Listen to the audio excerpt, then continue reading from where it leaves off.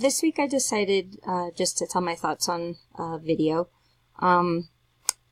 As far as the persistence of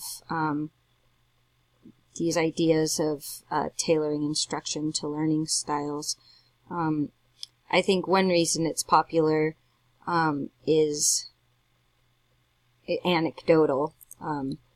As teachers, we often see that certain explanations work for one student and not for another student, and I mean, we're always trying to find the way that we can reach our students. The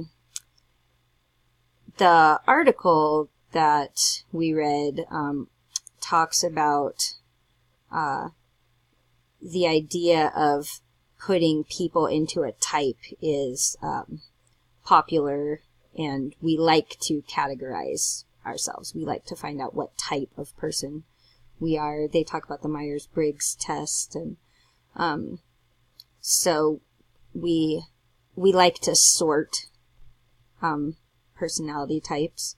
The article also said that let's see. Another very understandable part of the appeal of learning styles may reflect the fact that people are concerned that they and their children be seen and treated by educators as unique individuals. It is also natural and appealing to think that all people have the potential to learn effectively and easily if only instruction is tailored to their individual learning styles. Another related factor that may play a role in the popularity of learning styles approach has to do with responsibility. If a person or person's child is not succeeding or excelling in school, it may be more comfortable for the person to think that the educational system, not the person or child himself or herself, is responsible.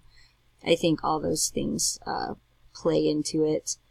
And as far as there not being evidence that that teaching to learning styles works, I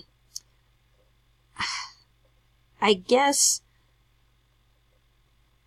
the way that they're testing it, I don't know. I think that teaching to people's preferred learning styles adds to engagement, and engagement adds to learning, and I guess that's the fact that wouldn't be the case when they studied it is kind of just hard to believe for me,